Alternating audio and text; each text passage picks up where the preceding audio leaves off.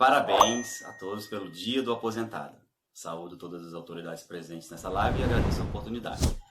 Meu nome é Lucas Benevides, eu sou o diretor da AFIPEA, que é o Sindicato Nacional dos Servidores do IPEA, que integra com muito orgulho o movimento Acorda Sociedade, o MAS.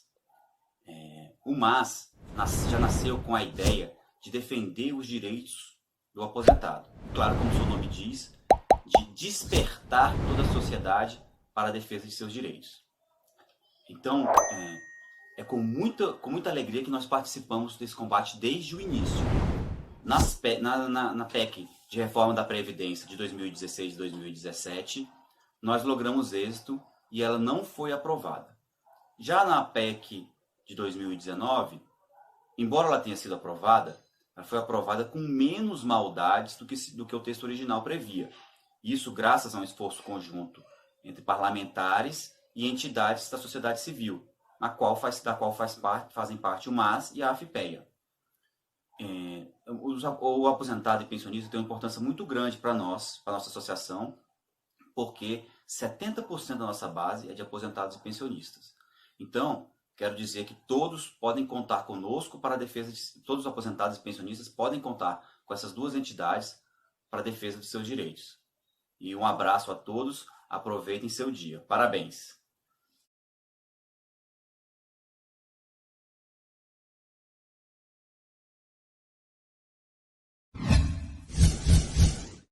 Olá, estou aqui hoje para cumprimentar todos nós, nossos idosos, as nossas idosas, e falar para você, hoje no Brasil, os aposentados, as pensionistas e os idosos estão vivendo mais. Hoje tem mais de 48 mil aposentados e idosos acima de 100 anos. Olha que maravilha! E nós vamos chegar lá também. Nós vamos agora, com essa luta nossa, com esse trabalho que nós estamos fazendo, nós vamos chegar aos 100 anos também, todos nós idosos e nós aposentados e pensionistas. É uma maravilha e que Deus abençoe todos nós. Um abraço a todos.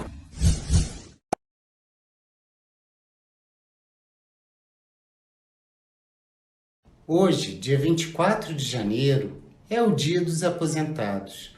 O Sinagências não poderia deixar de passar essa data em branco e vem aqui agradecer não só pela construção de diversas agências, como também pelos serviços prestados à sociedade brasileira. Aposentado, apesar do tempo difícil que vivemos, pode ter certeza, o Sinagências está contigo. Parabéns e muito obrigado por tudo que vocês fizeram por todos nós.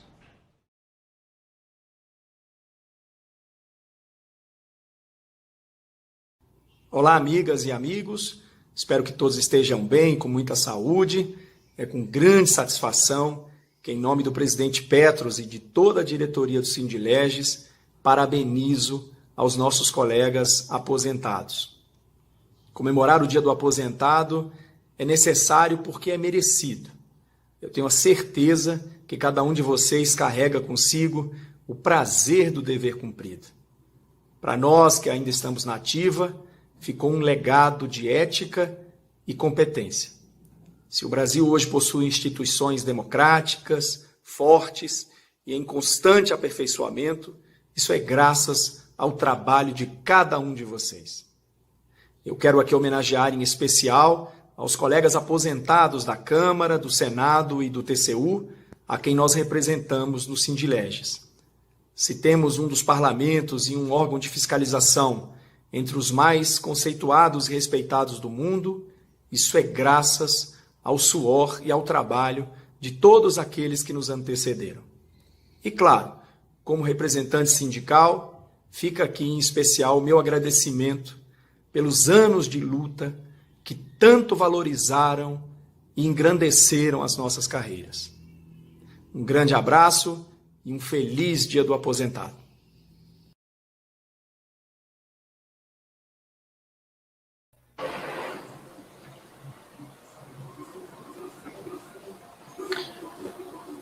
Olá, meus amigos, todos bem-vindos.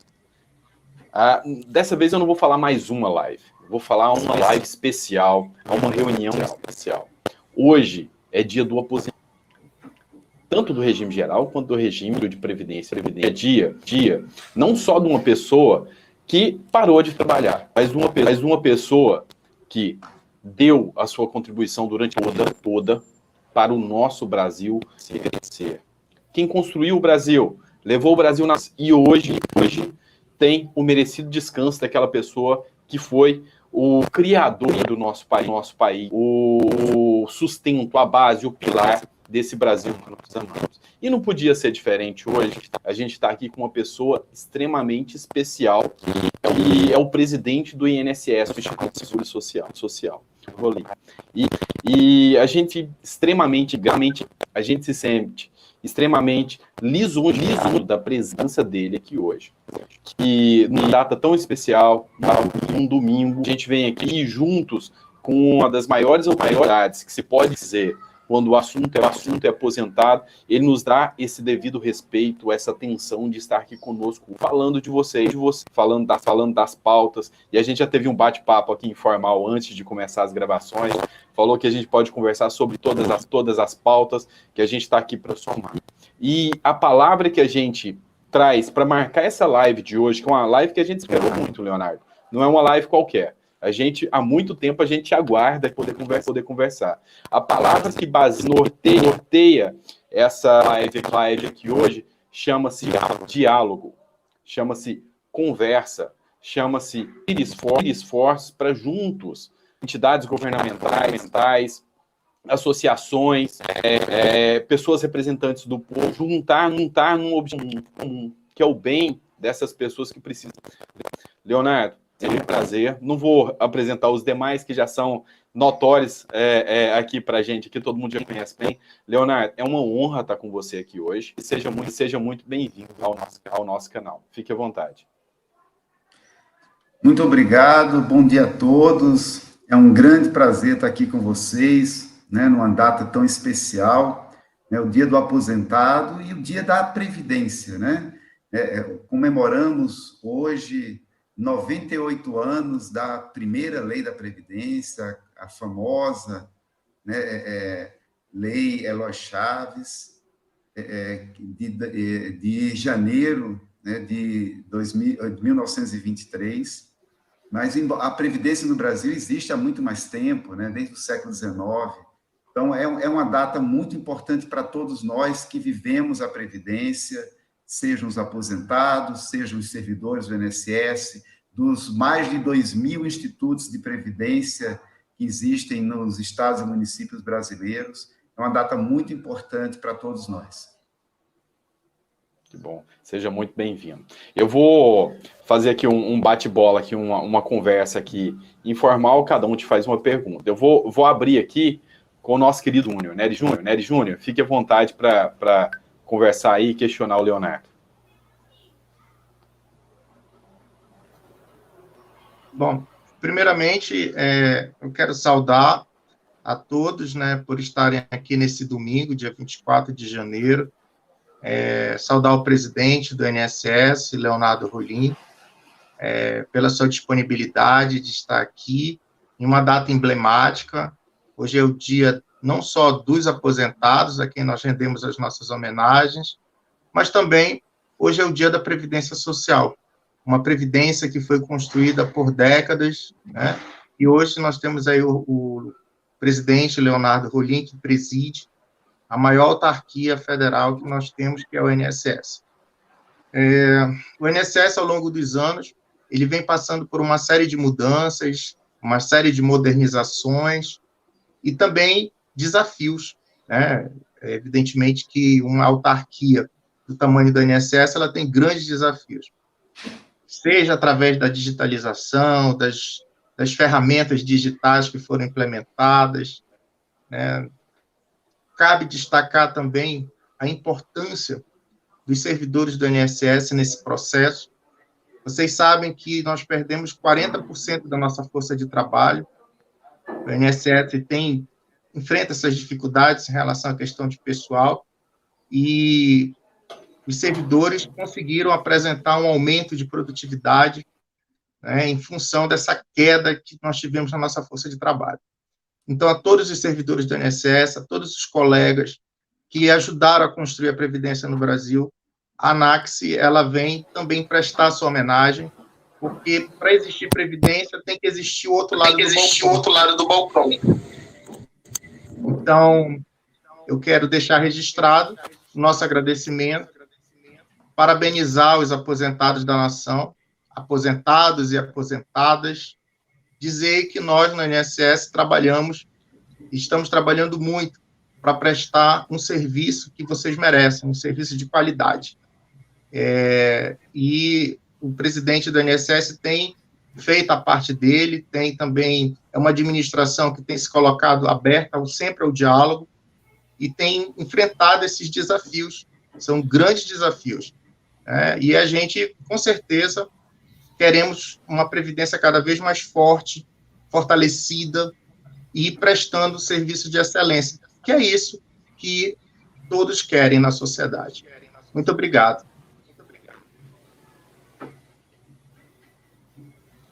Obrigado, Nery. O Milton Antunes, nosso jornal, fazer um questionamento ao Leonardo, Milton. Ô, presidente, muito bom dia, seja muito bem-vindo. A gente tem recebido alguns questionamentos no sentido de que tipo de trabalho hoje o INSS tem feito diretamente para aproximar o seu público ainda mais da autarquia? Que a gente percebe que, às vezes, há um distanciamento muito grande e nós, como intermediários dessa fala, de certa forma, percebemos um pouco isso, e hoje a gente sabe que, de um modo em geral, as pessoas da terceira idade, os idosos, alguns têm dificuldade, lógico, né, de acesso, muitas das vezes é um acesso eletrônico, por exemplo, que é uma tendência agora muito maior. Então, que tipo de trabalho para minimizar essa distância o INSS tem feito para esse público específico, que hoje é o maior público que nós temos, né, direcionados à autarquia, que é o público da terceira idade? Milton, acho que é uma pergunta muito interessante e sim é um desafio, né? Como o Nery colocou, a INSS está passando por uma grande transformação digital, né? E essa transformação digital, se por um lado facilita o acesso das pessoas à informação e aos serviços, por outro lado, faz esse distanciamento físico, né? Uhum. O que é que a gente tem buscado para minimizar isso? A gente está trabalhando em várias direções. Uma primeira que está disponível já há algum tempo é o chat, né, da Elo, com a forma, e o chat ele tem uma interação com o servidor do INSS, é um dos instrumentos. Outro instrumento que nós estamos concebendo, já temos algumas experiências piloto, que é o que a gente está chamando a nova agência do INSS, que é o autoatendimento orientado, né? Que é a gente ter pessoas no INSS que vão orientar as pessoas que não têm aquele mesmo conhecimento, né, da transformação digital. E uma terceira linha é um conjunto de ações que nós estamos também em fase de desenvolvimento, no que a gente chama aí de procurar ter uma relação mais próxima com o cidadão e ajudá-lo no envelhecimento ativo. É algo que, em alguns regimes próprios, já está consolidado, e o INSS está desenvolvendo nesse momento. A gente espera, muito em breve, ter notícias boas para os nossos aposentados e pensionistas, no sentido da gente trazer não só mais informação, porque o PEP já traz essas informações há algum tempo, mas é algo mais estruturado, no sentido de não só trazer informações, mas trazer também orientações, serviços, no sentido do INSS fazer um papel mais amplo, de não apenas pagar um benefício, mas ser um apoio para o dia a dia do aposentado e pensionista. Obrigado, presidente. Muito obrigado, Milton, presidente. Felipe Brito, nossas de luta, você que é um conhecedor aí da margem dos consignados, tem uma pergunta para o Leonardo? Não, com certeza. Uma dúvida que está surgindo agora demais, surgiu notas, né? Inclusive, fizemos vários vídeos falando sobre isso, sobre o adiantamento do 13º. Já é fato? Já tem data ou não? Porque a gente ficou sabendo já que teria data já para pagamento, né? Seria no pagamento, primeira parcela no pagamento de fevereiro e a segunda já em março. É verdade isso? Não, já tem data? Não tem data? Vai ser antecipado?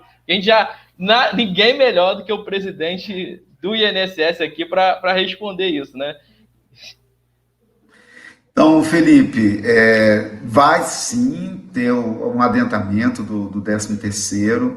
A definição das datas, a definição exata, a gente deve ter nesta semana, né? Ao longo desta semana deve sair a definição das datas exatas.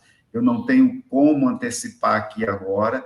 O processo está em andamento, né? Mas eu não tenho como antecipar. Mas sim, teremos antecipação e será o mais breve possível, com o intuito de ajudar, né, os aposentados e pensionistas nesse momento que a população ainda convive com a pandemia. Mas ao longo dessa semana nós devemos ter as datas exatas. Infelizmente eu não posso antecipar aqui agora, apenas antecipo que sim, você já pode dar em primeira mão, teremos antecipação. Mas existe essa possibilidade ainda de sair em fevereiro, no pagamento de fevereiro? Existe? Existe. Dá. Se sair a definição até o dia 6, é viável colocar na folha de fevereiro. A gente começa a rodar a folha de fevereiro por volta do dia 10. Tem algumas, o Nery conhece muito bem, a gente tem alguns atos preparatórios, né? A folha roda propriamente dita por volta do dia 12 ao dia 15, e tem os atos preparatórios, saindo a decisão até o dia 6, dá tranquilamente para colocar na folha de fevereiro. Ótimo. Obrigado. Eu vou quebrar um pouquinho o protocolo, que eu sou desse, né? Eu estava conversando aqui, eu até brinquei com o pessoal aqui, que eu criei suspense quem estaria na nossa live. E eu falei para eles procurarem lá o meu segundo vídeo. Quem não sabe, gente, esse homem que está aqui, né, sem ele saber, eu vou falar, eu acabei usando a imagem dele no meu segundo vídeo, numa entrevista que ele deu para a UOL. Eu peguei lá a parte que ele falava da margem de 5%, a gente vai falar sobre ela daqui mais à frente, né? Meus amigos já vão falar. Aí eu peguei essa parte e me projetou aí de menos de 1.000 inscritos na época, foi para 18 mil inscritos com aquele vídeo. E eu quero te agradecer aqui no ar, aqui para todo mundo ver, que você me ajudou muito. Por isso que eu falei que eu estava nervoso. Entrevistei Rodrigo Maia, o Onyx, entrevistei pessoas, mas você ficou nervoso porque eu tenho gratidão por você, sem você saber. Obrigado, tá, presidente? Que bom, eu fico feliz. É um prazer enorme, Felipe. Sandro? Presidente, sim. Presidente, vamos lá. Há um tempo atrás, no ano passado, aconteceu esse mesmo procedimento do adiantamento do 13º. E isso realmente foi uma medida popular por parte do governo federal, porque ele teve uma função. Ela não só colocou dinheiro na mão do aposentado, igual vai acontecer agora, mas também no movimento da economia. A gente sabe que essa pandemia, com essa questão de tudo parado, do lockdown, deu uma estagnada na economia, a gente está ciente disso. Só que a gente tem que olhar num contexto amplo. Quando isso aconteceu, de um lado, mas de certa forma criou uma lacuna para o mês de dezembro, que é onde vinha uma parte do 13º. E o governo fez várias delas excelentes, que é o auxílio emergencial, mas o aposentado no mês ficou sem esses recursos. Pensando nisso, nós três aqui, eu, Felipe e Milton, a gente protocolou no Senado uma ideia legislativa, que era do 14º salário emergencial. A gente, em uma semana, a gente conseguiu mais de 100 mil votos. A gente conseguiu apoio de parlamentares, vários parlamentares vieram apoiar e a gente transformou isso em projeto de lei.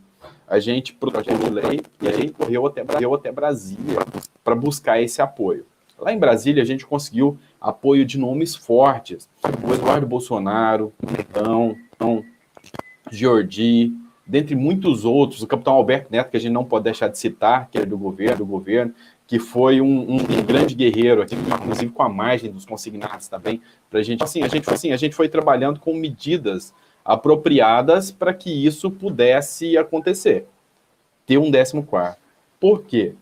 Porque durante a pandemia, quem vinha sofrendo o impacto ali do grupo de risco são os idosos. São dados bem específicos que de todas as pessoas que infelizmente tiveram vadas, grande parte, a grande maioria são idosos. Então, estão ali no grupo de risco. Então, levando em consideração tudo isso, e levando em consideração que no mês de dezembro, vários comerciantes também entenderam que a falta do 13º criou um vácuo ali na economia no mês de dezembro também. E agora vai ter esse adiantamento que novamente é bom. Reitero, o governo precisa de dinheiro, a gente sabe disso, é uma medida que o governo, Paulo Guedes, está correndo atrás para injetar dinheiro, mas esse ano ainda teremos uma lacuna no mês de dezembro, só que agora com mais tempo para trabalhar isso, a gente tem um orçamento, a gente apresenta o orçamento, fontes de custeio, como eu te disse, tem o apoio do próprio Eduardo, do Hélio Negão, então a gente apresentou esses dados para ele. No mês de dezembro desse ano, de forma bem trabalhada, a gente vendo que a pandemia, será que há a possibilidade de um pagamento do 14º salário para aposentados e pensionistas? Como que você vê? Como que você entende? Lembrando que é um projeto de lei, em vários projetos de lei, inclusive Leonardo, dentro da própria MP que aumenta o salário mínimo, tem uma emenda também do 14º, foi colocada uma emenda lá dentro. Como que você vê essa possibilidade? Você vê com bons olhos? Estando dentro do plano orçamento com bons olhos, como que você encara a questão do 14º? Olha, vou falar de forma bem transparente sobre essa questão do 14º. O 14º salário, ele é uma despesa que estaria sendo criada, uma despesa continuada. Não, só o efeito da pandemia, é uma única.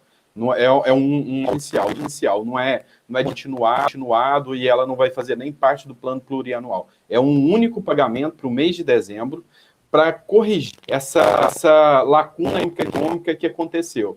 Porque a partir do momento que eu tiro a parcela do mês de dezembro, que é a parcela, e adianto ela para os anos iniciais, é a composição dessa parcela final. Seria só ano de 2021, não é continuado, nem precisaria estar no plano plurianual, essa previsão. É só uma única parcela, assim como o emergencial. Eu não vi o texto da lei, eu imaginava que seria continuado. Sendo uma despesa continuada, então ela tem uma limitação em relação à própria Constituição e à LRF, tem que apresentar uma fonte de financiamento, né? Uma fonte de financiamento perene. E a gente está falando de uma despesa de aproximadamente 50 bilhões de reais. Pra vocês terem uma ideia, o Bolsa Família inteiro corresponde a 36 bilhões de reais por ano, ou seja, é mais do que um Bolsa Família inteiro. Então, sendo uma despesa continuada, teria que ter ou uma redução permanente de uma despesa no mesmo valor, ou a criação de uma despesa adicional, de uma receita adicional, criar um tributo adicional, uma contribuição adicional para compensar.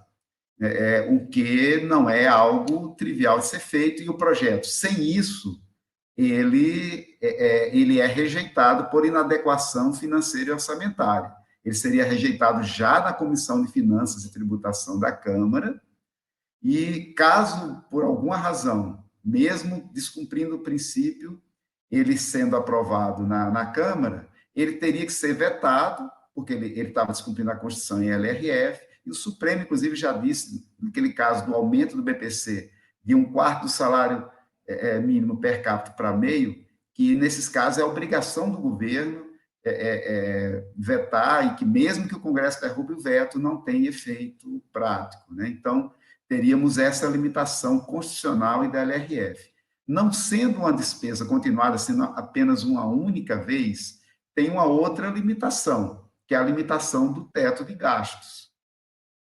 Então, o orçamento de 2021, a projeto de lei orçamentária de 2021 está, nesse momento, em tramitação na Câmara. Ele era para ter sido aprovado até dezembro do ano passado, não foi, ainda está em tramitação, até poderia ser alvo de uma alteração do PELOA, né, porém, teria que reduzir alguma outra despesa, porque ele já está no limite do teto. Então, qualquer despesa adicional que for colocada no PELOA 2021 é viável? Mas tem que cortar uma despesa similar por conta do teto de gastos. Então, essa é uma limitação que eu acho difícil de ser superada. Você teria que cortar 50 bilhões de despesas no orçamento. Eu não vejo, de forma assim, pragmática, de onde cortar essas despesas no orçamento. É uma decisão que estaria na mão dos deputados e senadores, mas eu não vejo como algo factível para ser feito. Possível, mas não acho factível. Assim, não vou criar falsas expectativas. O Congresso teria que cortar 50 bilhões de outras despesas para não descumprir o teto de gastos, que é um princípio também constitucional. E aprovando Nery, vou até abrir o orçamento de guerra, estando dentro do orçamento de guerra, é possível isso? Sendo aprovado um orçamento de guerra? Lembrando que propôs esse projeto do orçamento de guerra. O orçamento de guerra o orçamento de guerra sempre foi para 2020, para 2021. Eu não vi ninguém, nem no governo federal, nem no Congresso, defender um novo orçamento de guerra. O próprio Rodrigo Maia já falou várias vezes que não aceita. Eu não vi nenhum dos dois candidatos à presidência da Câmara defendendo, nem no Senado. O orçamento de guerra foi restrito a 2020. Queria fazer uma consideração. Bom, essas observações que o Dr. Leonardo Rolim coloca, elas são todas procedentes, né? Para quem não sabe, ele é consultor legislativo da Câmara e ele tem um profundo conhecimento nessa área de orçamento. Então, se tem uma pessoa que entende de orçamento aqui neste grupo, com certeza é ele. Essa decisão, ela é uma decisão que ela envolve aspectos técnicos e envolve aspectos políticos. Então, tudo que foi falado aqui em relação a essa questão, ela é procedente, tá? Agora, do ponto de vista político, o que é que nós temos? O governo, se quiser, ele pode apresentar um projeto para rever as renúncias fiscais, a exemplo das concessões que foram feitas para as petroleiras, né? Tem um estudo da Câmara que diz que em 10 anos, aliás, em 20 anos, o governo deixa de recolher 1 trilhão das petroleiras, por exemplo. Então, quem é que mais precisa de recurso nesse mundo? São as petroleiras ou são os aposentados e pensionistas? Isso é uma questão de decisão política. Isso cabe ao governo, isso cabe ao Congresso Nacional decidir. Aliás, tem muitas renúncias fiscais que foram concedidas que precisam ser repensadas, porque o déficit está aí crescente, né? Ano passado existia o orçamento de guerra, que foi realmente uma decisão política acertada, né? O governo e o Congresso Nacional, em sintonia, deram uma solução para flexibilizar, né, a regra de ouro, o teto de gastos, e criou-se, então, esse orçamento paralelo para o enfrentamento da Covid. Não sei se nós vamos ter um orçamento paralelo para este ano.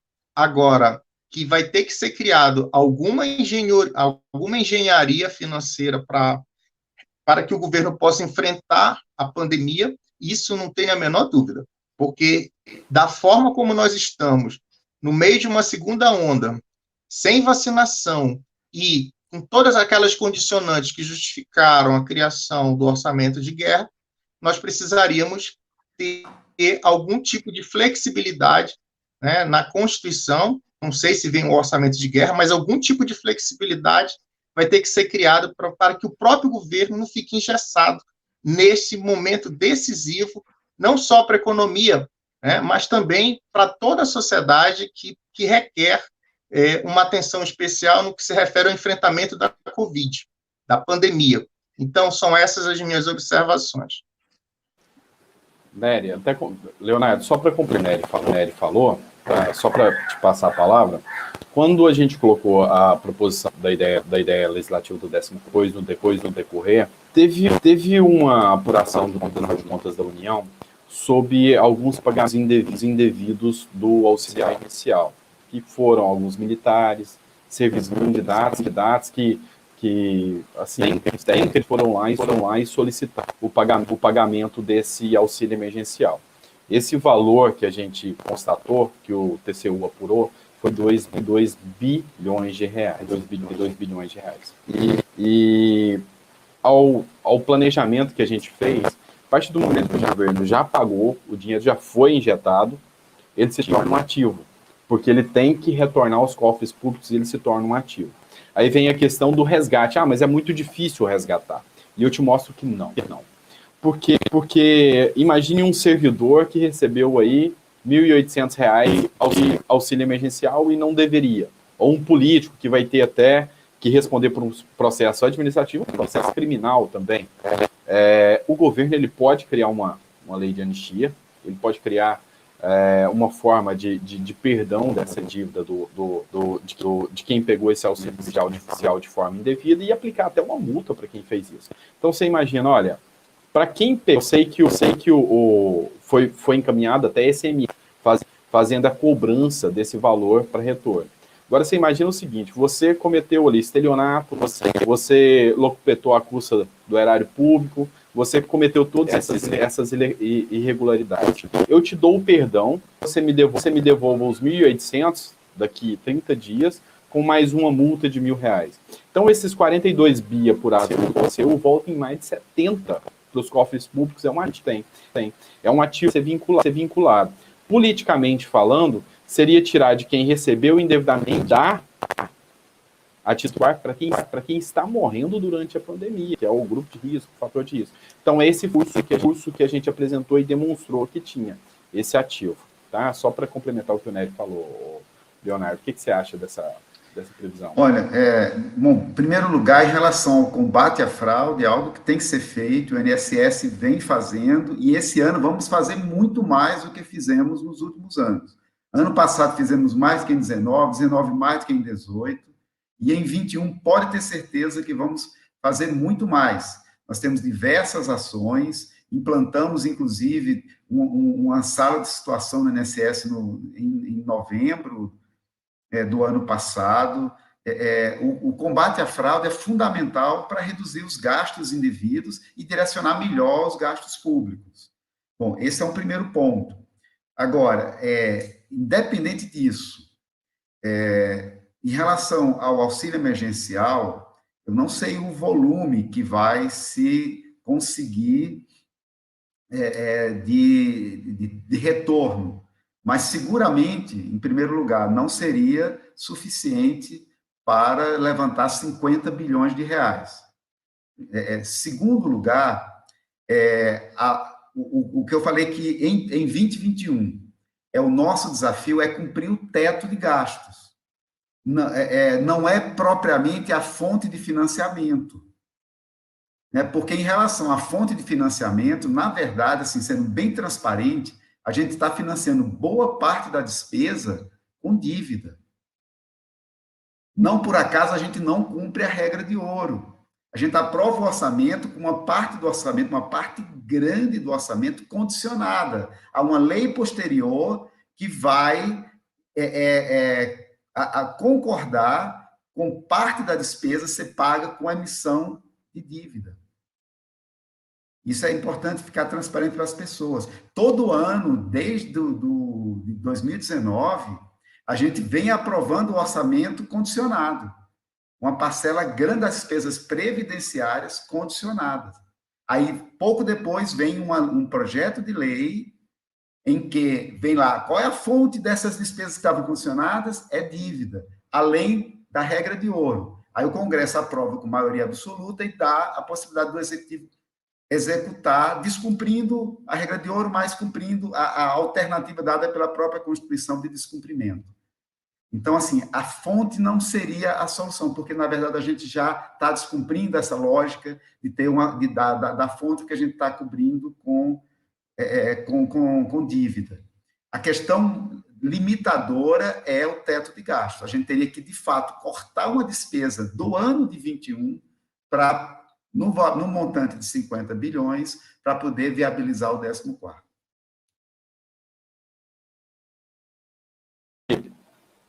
Felipe, você que é mais conhecedor da questão da margem do consignado, você quer assunto que o pessoal está perguntando aqui, a questão do travamento, e você poderia entrar até no assunto da margem social.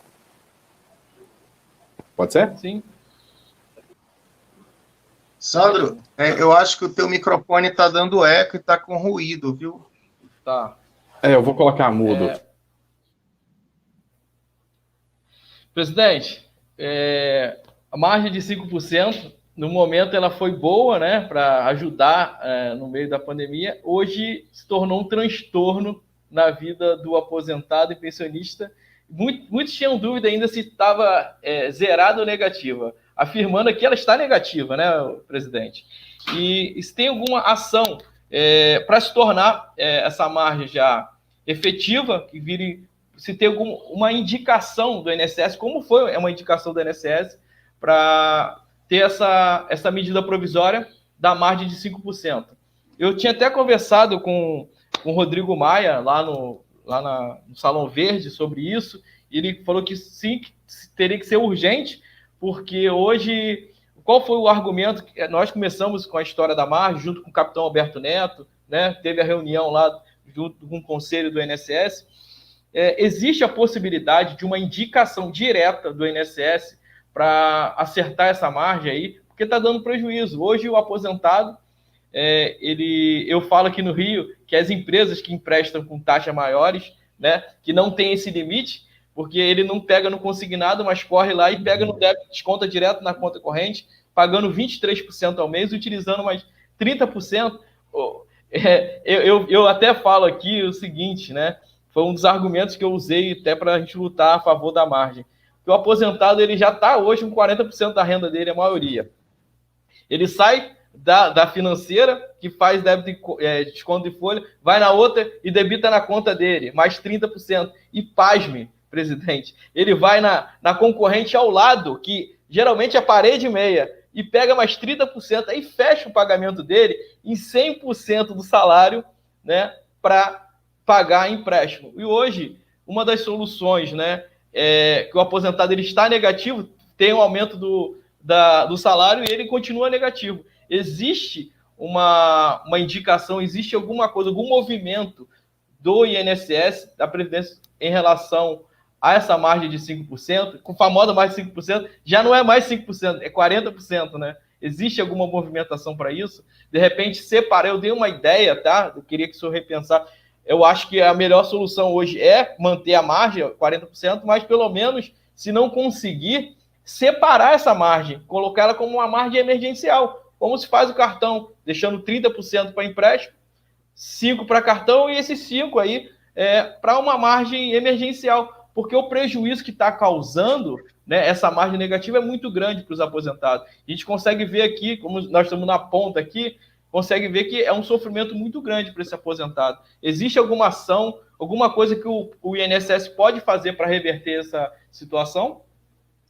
Felipe, eu concordo com toda a argumentação que você colocou. Nós sim estamos estudando em conjunto com a Secretaria Especial de Previdência e Trabalho. É um tema também que o Conselho Nacional de Previdência Social, que tem representantes dos aposentados, né, no Conselho, também tem debatido. E, aliás, toda a decisão que a gente tem tomado referente a consignados, sempre a decisão final é do Conselho. Então, a gente deve levar em breve para o Conselho, quando a gente concluir nossos estudos, que está em fase final, uma proposta no sentido de fato, levar o consignado para a realidade, né? Acho que a gente tem que fazer com que o consignado seja um instrumento bom para o aposentado, e eu acredito que a gente pode, inclusive, construir soluções que venham a não só evitar que ele pague um juro maior, mas até, em algumas situações, evitar que ele pague juro, e ele pode ter até benefícios, né? Por exemplo, eu costumo sempre citar o caso da OAB. A gente tem um cartão de benefícios, né, da OAB que dá descontos. Nós temos 36 milhões de beneficiários do INSS. Será que a gente não poderia conseguir alguma coisa do gênero que até compensaria, se a gente não conseguir viabilizar, aí o 14º salário? Então, a gente está estudando algumas coisas nesse sentido.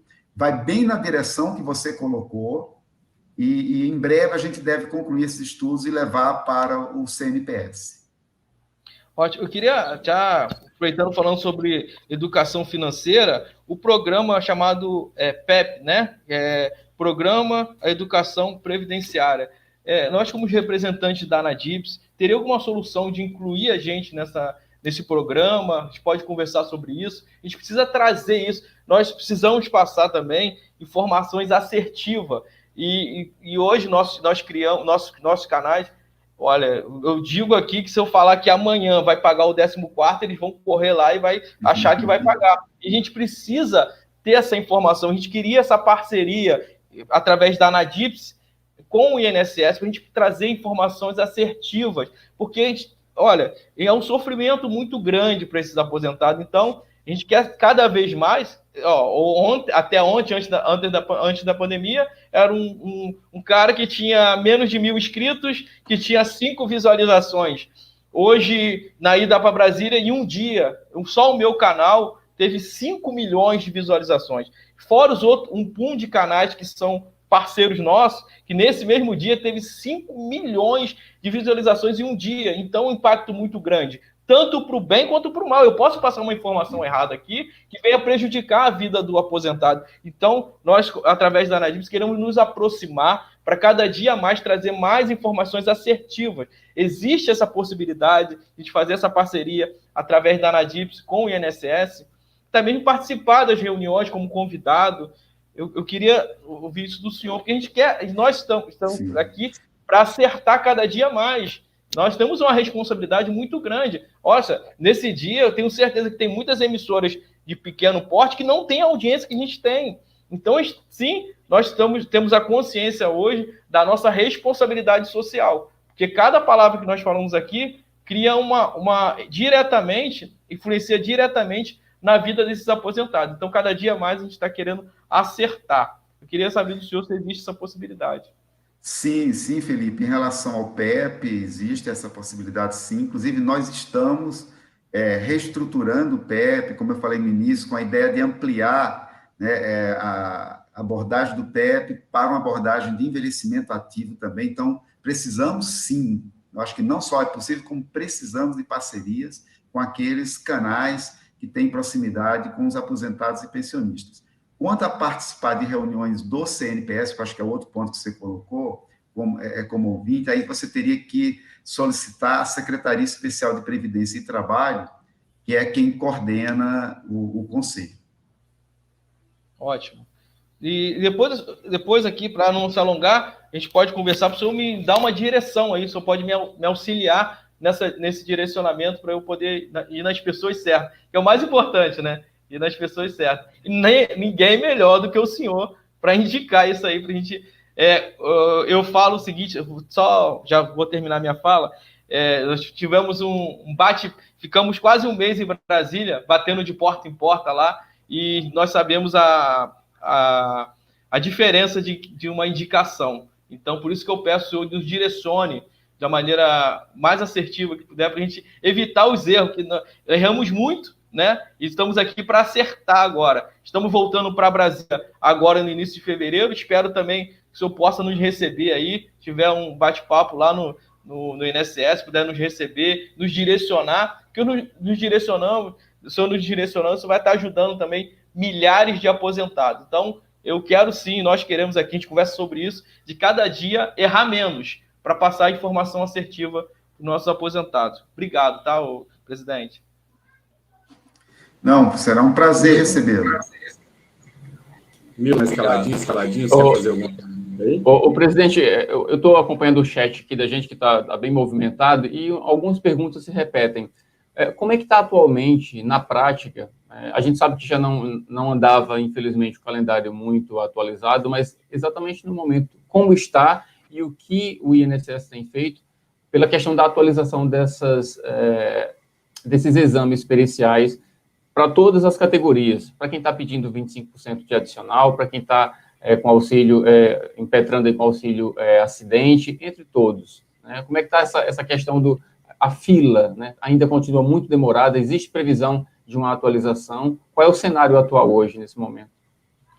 Olha, quando a gente fala da chamada fila nem sempre a gente está falando de perícia, né? Então, são benefícios em geral. Uhum. Então, ainda temos um desafio grande em relação às filas, diminuímos o prazo médio de diferimento, reduziu ao longo do ano, mas ainda é um desafio grande. A pandemia nos criou um desafio adicional, porque nós tivemos que desenvolver novas formas, principalmente em relação, aí sim, aos benefícios por incapacidade que requerem perícia, ou no caso do BPC, da pessoa com deficiência, além da avaliação pericial, tem a avaliação social do nosso serviço social. Então, tivemos algumas dificuldades adicionais, mas estamos aos poucos reduzindo as filas e tomamos aí várias medidas para acelerar. Uma primeira foi criar processos de concessão automatizada. Então, naqueles casos em que todos os dados no requerimento já estão colocados, todos os documentos já foram anexados, o cadastro, o CNIS, né, o cadastro nosso, daquele segurado, está ok, então é feita a concessão automatizada. Isso ajudou bastante. Nós ampliamos o número de servidores em análise de requerimentos. No final de 2019, passou a ser 30% dos servidores do INSS nessa atividade. Agora, no final de 2020, nós ampliamos para 40%. Aproveitamos a contratação de temporários e transferimos mais pessoas para análise. Estamos também melhorando a forma do requerimento para o que a gente está chamando de requerimento com a instrução, né, mais qualificada. O que é isso? Era comum que o segurado pudesse fazer um requerimento faltando documentos. E aí, o resultado é que, quando o servidor ia analisar, abre exigência. Aí, o segurado vê aquela exigência, ele acrescenta, aí volta para o servidor analisar. Então, o segurado tinha 2 trabalhos e o servidor 2 trabalhos, e o tempo demorava muito mais. Então, nós estamos modificando o meu INSS para que o requerimento já chegue mais qualificado e a gente tenha menos situações de exigências. Outra dificuldade, assim, muitos requerimentos ficavam em exigência, as pessoas demoravam a cumprir. Nós estamos criando novas possibilidades para cumprimento de exigências. Esse conjunto de ações, ele tem nos permitido reduzir as filas e vai permitir que a gente chegue até o meio do ano cumprindo o compromisso que nós assumimos perante o Supremo, em acordo com o Ministério Público Federal e a Defensoria Pública da União. Maravilha. Eu preciso passar o vídeo. Tá me ouvindo? Vou passar o vídeo da...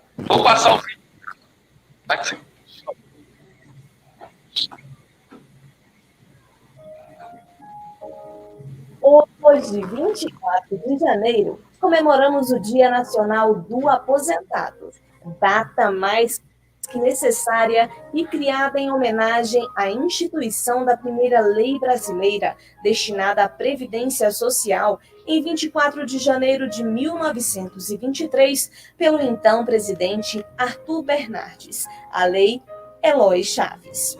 Reforçamos nosso compromisso com os aposentados durante a pandemia, onde, como entidade que os representa, distribuímos totens de álcool em gel em todas as agências da Previdência Social para garantir a saúde e segurança daqueles que, por todo o esforço, ajudaram no crescimento do nosso país. A ANASPES parabeniza todos os profissionais pelos anos de dedicação ao trabalho e a nossa associação. Feliz Dia do Aposentado!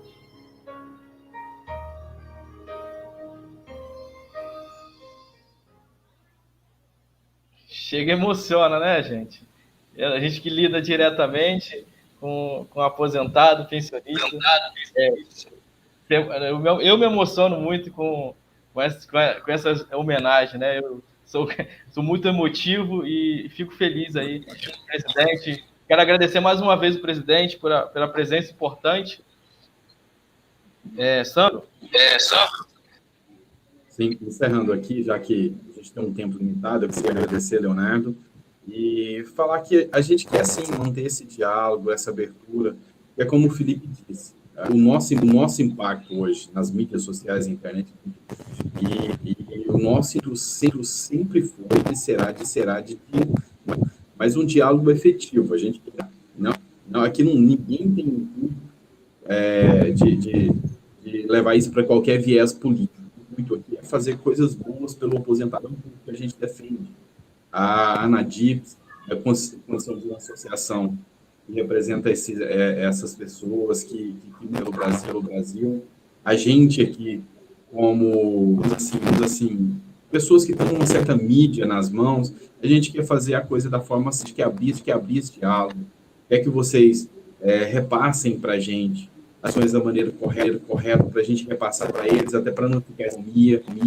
Então, que essa live aqui tenha sido de um bom diálogo, de uma boa conversa, em prol de realmente importa aqui para a gente, que é o aposentado, o pensionista, as pessoas com necessidades especiais, e é quem a gente luta aqui. Tá? Sejam bem-vindo a esse círculo do bem que a gente quer fazer aqui.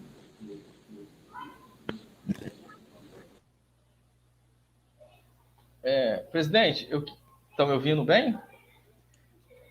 Sim.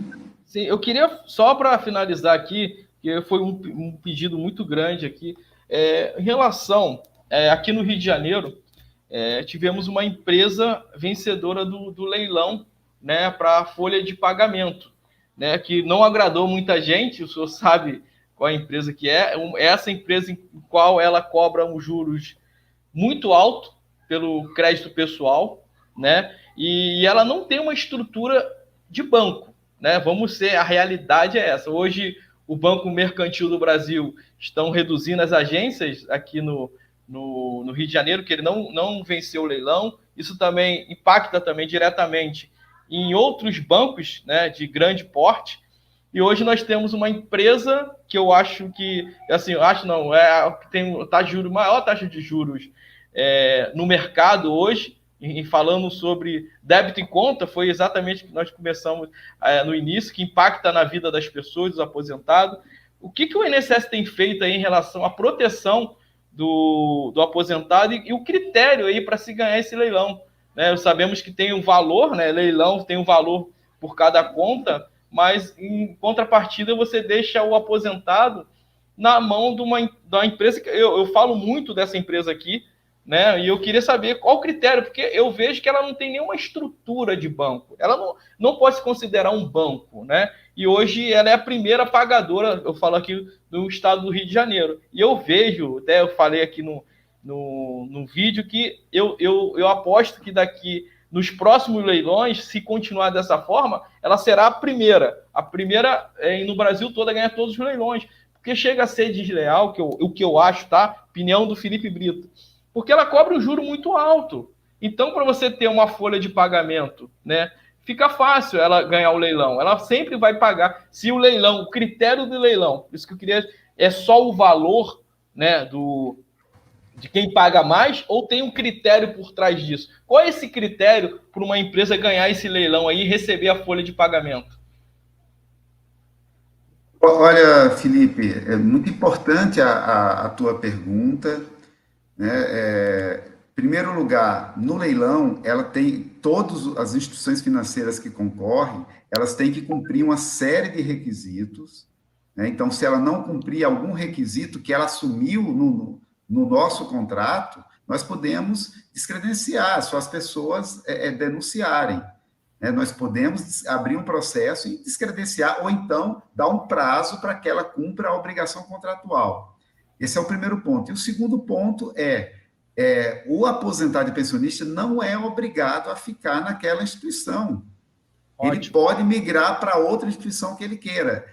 A portabilidade na Previdência, ela é um direito do aposentado e pensionista. Ótimo, ótimo. Nery Júnior, meu amigo, já estamos caminhando para o final aí. Bom, aproveitar já para fazer as minhas considerações finais. Eu gostei muito dessa live, acho que foi produtiva, porque ela traz muitos elementos de informação aí para os ouvintes, para todos que estão seguindo e assistindo essa live. Nós estamos trabalhando, inclusive a gente coloca a ANACS também à disposição, tá, para fazer esse esforço de comunicação direcionado para a sociedade na questão da informação assertiva, né, daquela informação fidedigna que vocês também precisam. Presidente, eu posso falar para ele sobre aquele projeto lá do INSS Explica? Posso. A gente então, só tem que adiantar um pouquinho, que já deu a hora do presidente, tá? Vamos só adiantar. Tá certo.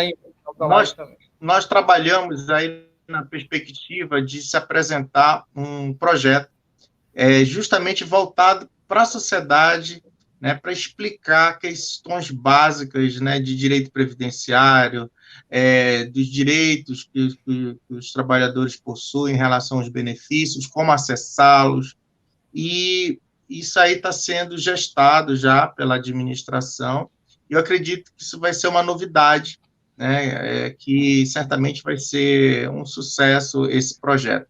Então, ele é um projeto que vai direcionar informação para a sociedade. Eu quero agradecer a participação de todos e de todas que estão aí assistindo a nossa live. É uma oportunidade da gente homenagear os aposentados, da gente refletir sobre a importância da previdência social, e eu quero deixar consignado que a ANACS, ela parabeniza, né, todos os servidores do INSS, aposentados e aposentadas, que contribuíram para que o INSS fosse, né, essa entidade, essa autarquia que presta esse relevante serviço para a sociedade.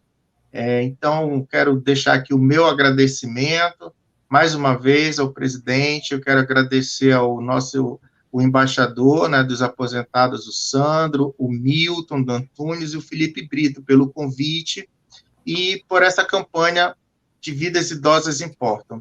Eu acho que todas as vidas importam, todas as vidas importam, mas as vidas de idosos são as vidas que estão sendo ceifadas aí pela Covid-19. 73% dos óbitos em decorrente da Covid em função de quê? Em função da Covid, do grupo de idosos. Então, daí a nossa reflexão, né, e daí a importância de dizer que vidas idosas importam. Muito obrigado e um bom domingo e um feliz Dia do Aposentado para todos. Obrigado, gente. Tchau, tchau, fiquem com Deus, tá? Obrigado, presidente. Já vamos ajeitar outra live aí que já até me posicionou aqui. A gente tem muito o que falar. Obrigado, gente. Obrigado, presidente. Quer mais dar Obrigado, gente. Apenas, mais uma vez, parabenizar todos, especialmente os aposentados e pensionistas, os servidores do INSS, que nós estamos fazendo um trabalho e acreditamos que vamos comemorar 99 anos da Previdência, já tendo o servidor do INSS como carreira típica de Estado. Esse é um compromisso nosso. Muito obrigado. Temos muito o que falar. Vamos marcar uma nova live muito em breve. Obrigado. Vamos, sim. Obrigado, gente. Obrigado, presidente. Deus. Tchau, tchau. Obrigado. Tchau, tchau.